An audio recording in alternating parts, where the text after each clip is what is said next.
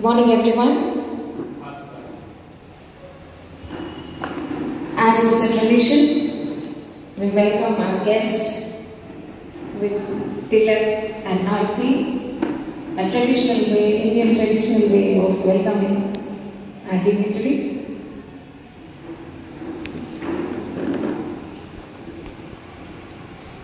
We also welcome our school administrator, Reverend Father Sebastian, and our school principal, Reverend Father Jason, all the teachers present here, and all the students who are the participants of this flower arrangement competition. Good morning, everyone.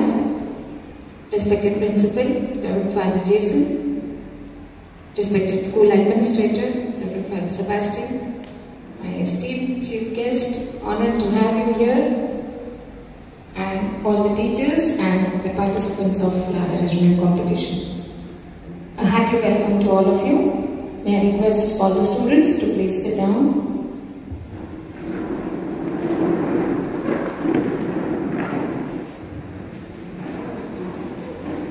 Today we have the flower arrangement competition in the school. It is a day to exhibit the talent, the vision towards beauty, towards nature, and the skill of arranging the natural flowers, leaves in a proper and arranged manner. It is also said that flowers bloom in gardens, adding colors to the nature's canvas. Petals unfold gracefully, revealing their delicate beauty. Each flower carries a unique fragrance, filling the air with happiness and sweetness. Whether wild or cultivated, flowers brighten our world with their presence. And that is what we are seeing here. So to grace this wonderful occasion, we have an eminent guest amidst us. She is Mrs. Ashwini Shamrao Vakade ma'am. She has done her post-graduation, that is, she has an MA degree and B.Ed. She is the Assistant Police Inspector, and her first joining is at the City Police Station, Chandrapur.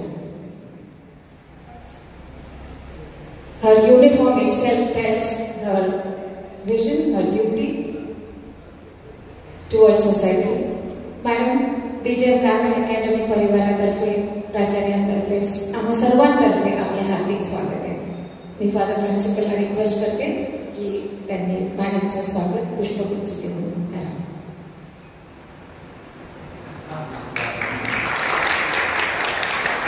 आमच्या शाळेत आपले हार्दिक स्वागत आहे.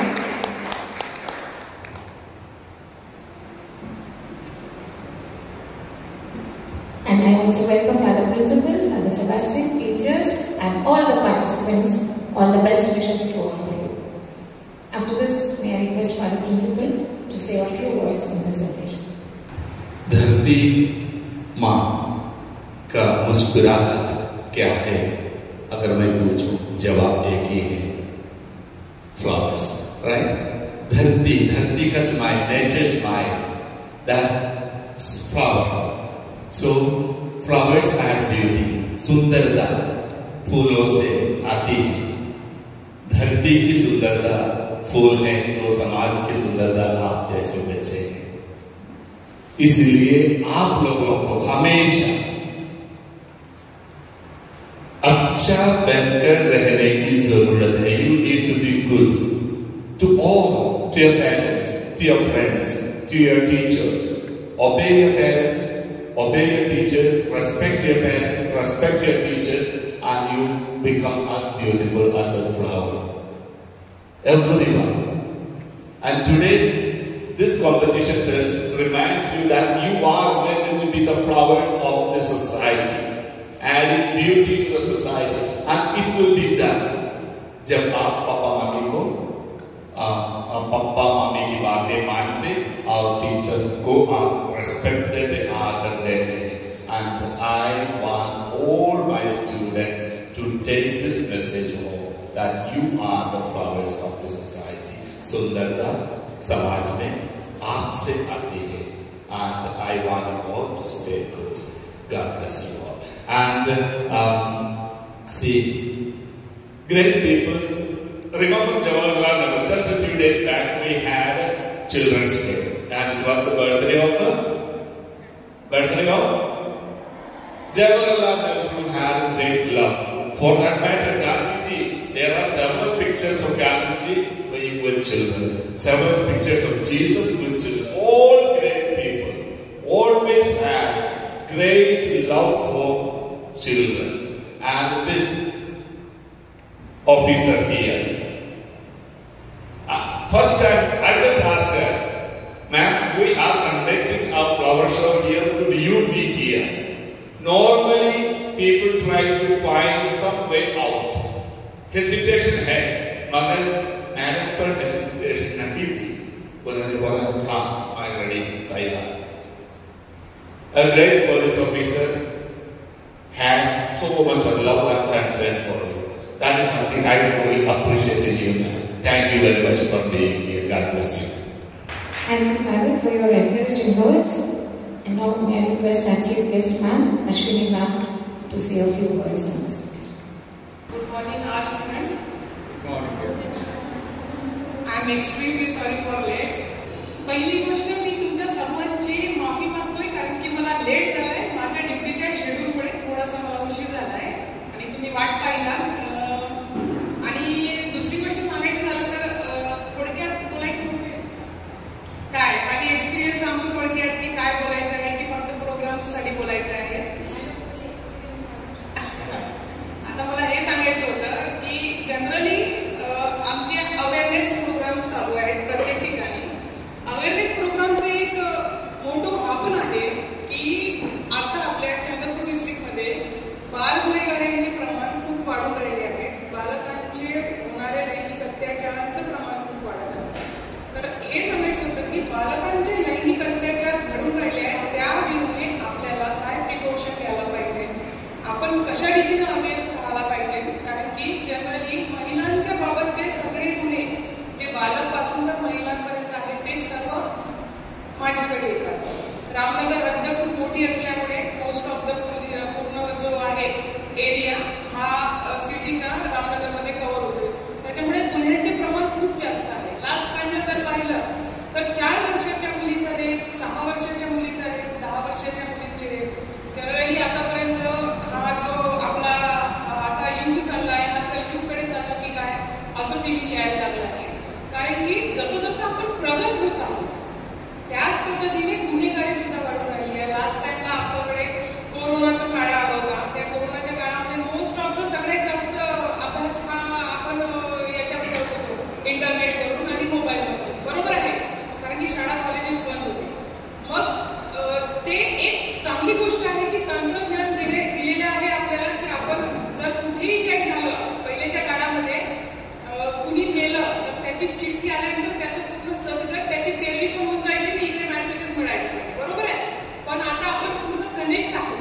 पूर्ण आपले जेवढे पण relative आहेत इथलेच नाही तर इंटरनॅशनली लेवलवरती पण आपण अटॅच आहोत. कारण की आपल्याला जेवढं मोबाईलची सुविधा आहे. पण मोबाईलची सुविधा ही चांगलीच आहे की वाईटही आहे. एखादी गोष्ट चांगल्यासाठी असेल तर त्याचा वापर तुम्ही चांगल्यासाठी करायला पाहिजे. पण त्या गोष्टीचा वापर आहे दुरुपयोग होतोय भरपूर. कारण की लास्ट टाइमला जेव्हा कोरोनाचा होता टायमिंग 2020-21-19चा त्या पिरियडमध्ये सगळ्यात जास्त गुन्हे घडलेले आहेत बालकांचे इंटरनेटवरून. प्रश्न असा होतोय की आता तुम्ही म्हणाल की काय प्रॉब्लेम होतो.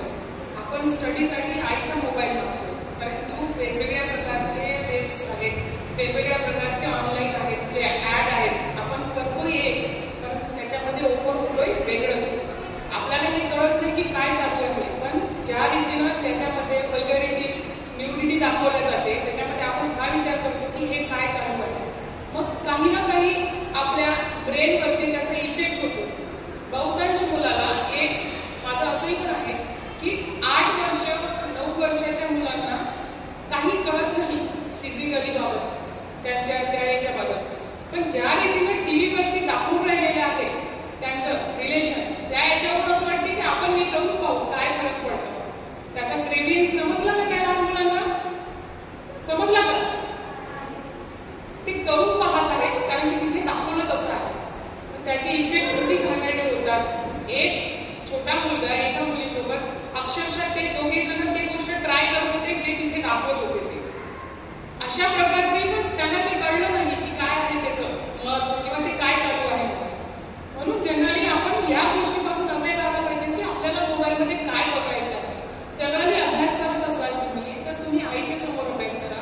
कुठल्या मोबाईलचा वापर करत असाल किंवा कुठल्या तुम्ही वेबसाईटचा ओपन करत असाल किंवा वापर करत असाल ते आईसमोर ओपन करा. ज्या ठिकाणी सर्वजण बसले आहेत त्या ठिकाणी अभ्यास करायचा प्रयत्न करा. जनरली आपण एक रूम घेतो आणि त्या रूममध्ये अभ्यास करण्याचा प्रयत्न करतो. रूममध्ये अभ्यास करण्याचा एकांतवास भेटतोय आणि पूर्ण आपण फोकस त्या याच्यामध्ये असल्यामुळे त्या वेगवेगळ्या प्रकारच्या याच्यामध्ये आल्यानंतर आपल्याला ॲटोमॅटिकली जे ब्रेनमध्ये एक वेगळं इफेक्ट जाणवत होतं याच्या पाहिल्यानंतर ते तुम्ही डिस्कस करू शकत नाही आईवडिलांसोबत. म्हणून मग तुम्ही जेव्हा हे असं कुठलं आपल्या आईवडिलांसोबत असाल नाही कुठलं आलं तर आई हे बघ काय आलं मग लगेचच आई तुम्हाला त्याचे साईड इफेक्ट सांगणार. बरोबर आहे. किंवा घरचे जे रिलेटिव्ह आहेत त्यांचे ते सांगणार की याचं काय काय गंध आहे की काय आहे याच्याकडून दुरुपयोग कसा होऊ शकते. म्हणून तुम्हाला त्या गोष्टीचं अवेअर राहायचं आहे. त्याच्यासाठी सगळ्यात जास्त गुन्हे घडले होते. दुसरी गोष्ट हे झाली की आता जस्ट रिसेंटली माझ्याकडे केस आला होता. 5-6 वर्षाची मुलगी आहे. ती बाहेर खेळून राहिली आहे आणि ती बाहेर खेळता खेळता तिच्या घराच्या बाजूलाच एक अंगण राहतात ज्याच्याकडे ती नेहमी जाते जेवण करायला किंवा काही घ्यायला तर तो नेहमी तिला देतो त्या गोष्टीचा.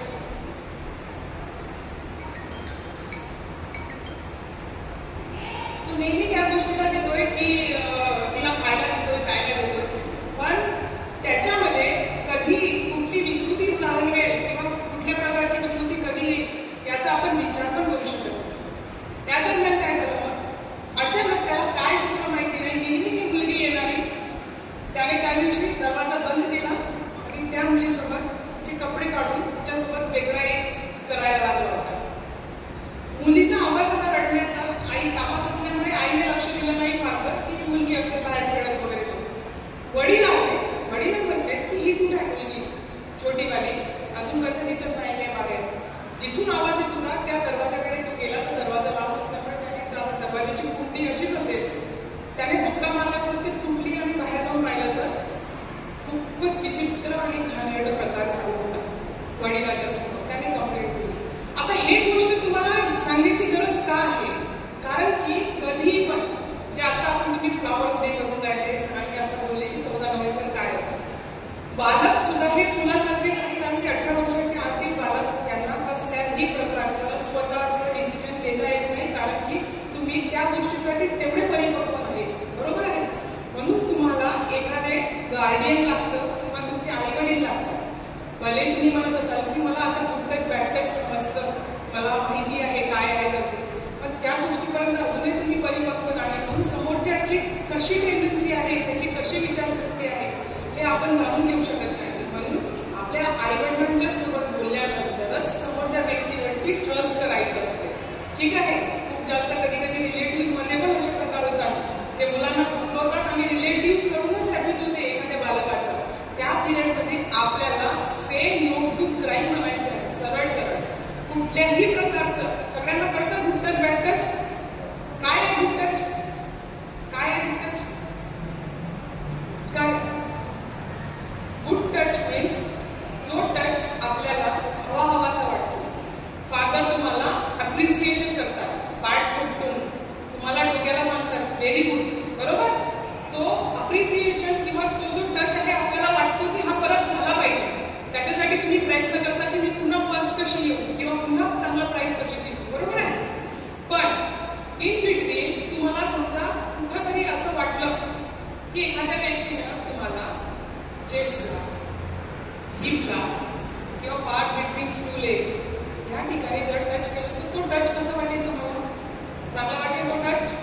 तेव्हा ॲटोमॅटिकली आपल्याला फिलिंग बॅड येतं की हा टच माझ्यासाठी योग्य नाही वाटतं ना.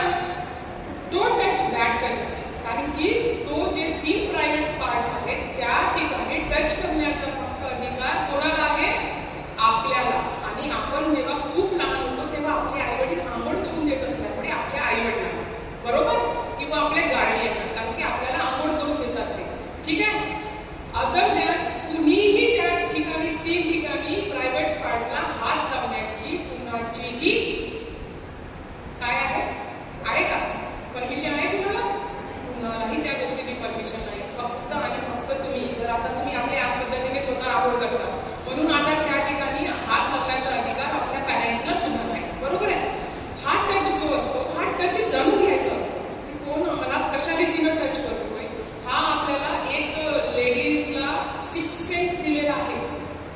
गिफ्टेड आहे की आपल्याला ते अचानक समजतं की हा टच कसा आहे.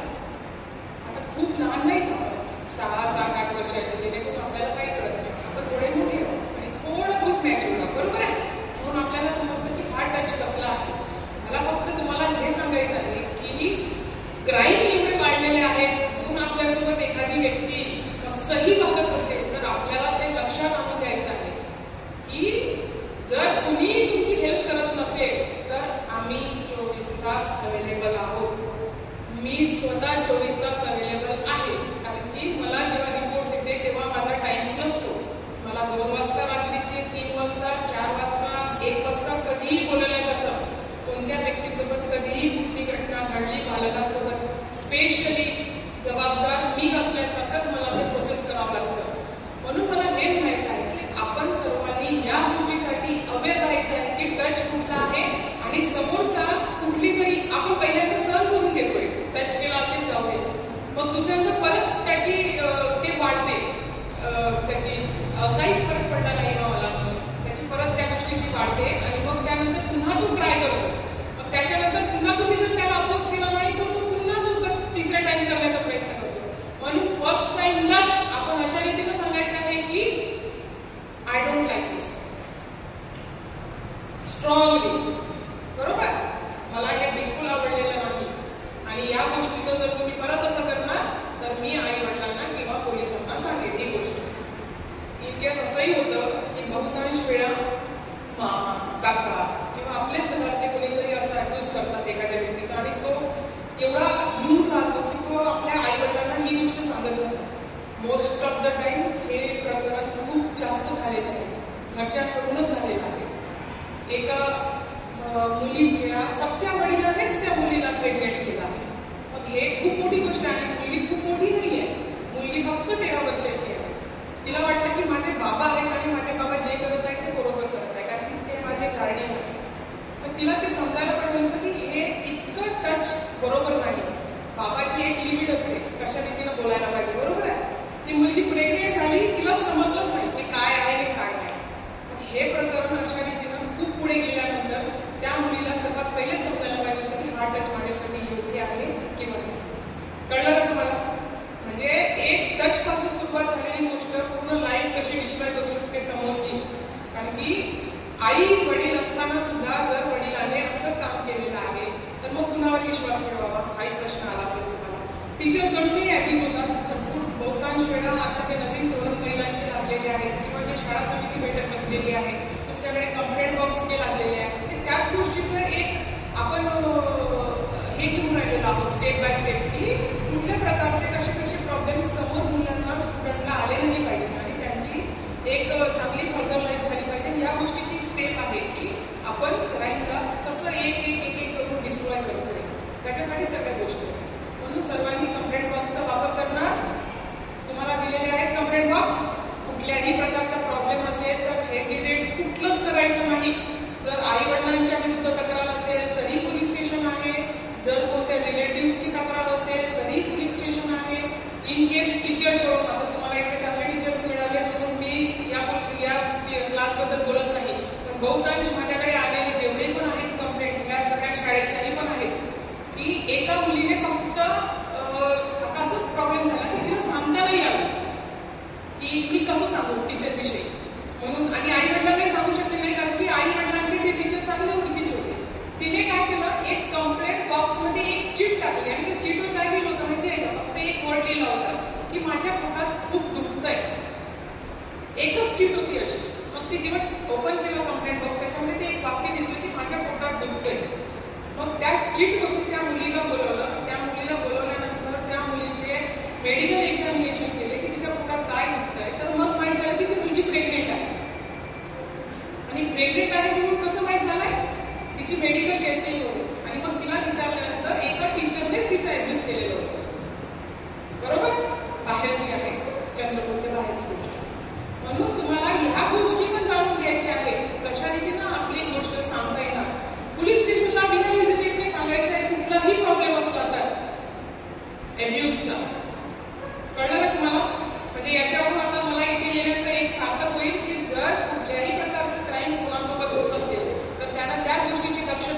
समोर येणाऱ्या अडचणीला आत्ताच मार्ग कशी करायची आहे या गोष्टीवर आपला फोकस करायचा आहे आणि समोर जे होईल त्यासाठी नो टू क्राईम म्हणून एकदम स्ट्रॉंगली त्याचा अपोज करायचा आहे आणि कुठल्याही प्रकारच्या आपल्या जीवनाशी किंवा आपल्या लाईफशी खेळताय कोणालाही येणार नाही. ती तुमची स्वतःची लाईफ आहे. आपला पूर्ण फोकस स्टडीवर असायला पाहिजे. आपले टीचर्स काय सांगते त्या गोष्टीवर असायला पाहिजे. एक चांगल्या रीतीचं लाईफ समोरचं फ्युचर आहे आपलं. त्याच्यामुळे आपण कशा रीतीनं कोणत्या गोष्टीवर फोकस करायचं आहे हे आतापासून सांगायला पाहिजे. कारण की मला फार नवल वाटतंय की 11-12 वर्षाच्या मुलींचे बॉयफ्रेंड असतात. ते होतात तसं मला हेच कळत नाहीये. एकदम कुठून चाललोय आपण? फोनचा वापर करताना कधी कशा रीतीनं फोनचा वापर करायचा आहे, कुठे फोनचा वापर करायचा आहे. लास्ट टाइमला मला कंप्लेंट आली होती शाळेची की वेगळे प्रकारचे न्यू एक ड्रॉइंग काढलेले स्केचेस काढलेले आहेत वॉशरूम मध्ये वगैरे. हा कुठून इथपर्यंत कुठून येतं आपल्या डोक्यामध्ये? मग जर तुम्ही असे क्राईम करत असाल तर मग आपण आपली लाईफ फर्दर चांगली करायसाठी करून राहिलो की मग आपण आपल्या मागे चाललोय की माझी लाईफ मी कसं हेल्प करणार म्हणून. प्रत्येकाला वाटतं की मी एक चांगली ऑफिसर बनलं पाहिजे, चांगला डॉक्टर बनलं पाहिजे, इंजिनियर बनलं पाहिजे, पायलट बनलं पाहिजे. मग त्या व्ह्यूनेच फोकस करायचा आणि त्याच व्ह्यूने विचार करायचा ना की मला माझी लाईफ कशी घालवायची आहे. जर तुम्ही आताच हे अशा प्रकारच्या गोष्टी करत असाल आणि कॉमेडी करत असाल किंवा टिंगर करत असाल आपल्याच टीचरची तर मग तुम्ही कुठं अधोगतीला चालले आहात.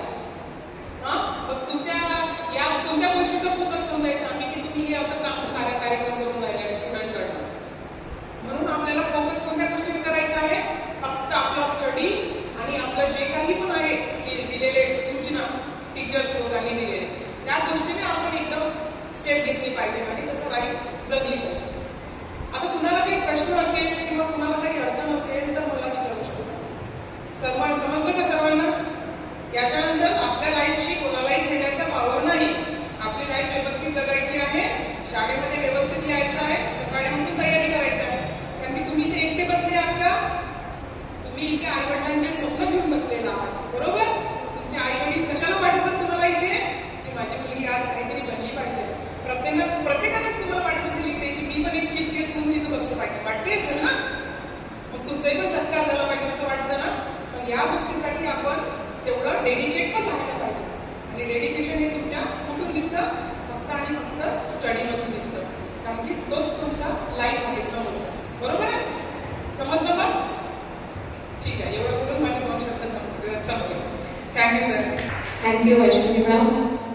तुम्ही जे मार्गदर्शन केलं ते रिस्पॉन्सिबल पोलीस ऑफिसर म्हणून जे मार्गदर्शन आमच्या स्टुडंट्सला केलं ते स्टुडंट्ससाठीच नाही तर टीचर्ससाठी आणि पेरेंट्ससाठी पण ते खूप महत्त्वाचं आहे. आणि हे मुलं नक्की आपल्या पेरेंट्सला जाऊन तुमचा मेसेज सांगतील आणि तुमचा जो अधिकार आहे तो कोणालाही नाही आहे. त्याच्यामुळे तुम्ही जे अधिकार माहिती जे सांगितलं त्याला महत्त्व एक वेगळ्या लेवलचं आहे.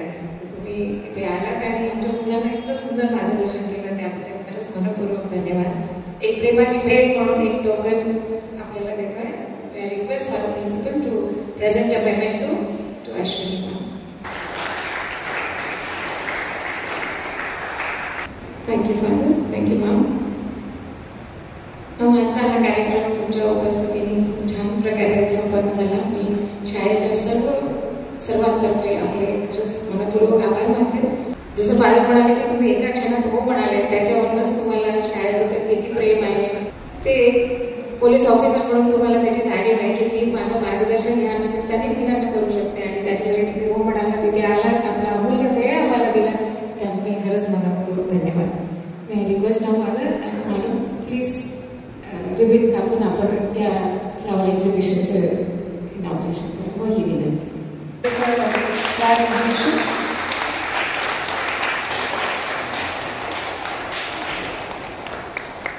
Thank you ma'am. फ्लावर एक्झिबिशनचं इनॉग्रेशन झालेलं आहे. आय रिक्वेस्ट द स्टुडंट्स आता आपण जजेसला वेळ देऊया तुमच्या फ्लावर अरेंजमेंटचं परीक्षण करण्याची. आपले 3 जजेस आहेत. आदरणीय मॅम अश्विनी मॅम एक जज राहतील आणि सुषमा पिसे मॅम आणि रुशाली मॅम ज्या फाईन आर्ट्स डिपार्टमेंटच्या इन्चार्जेस आहेत त्या पण जजमेंट करतील.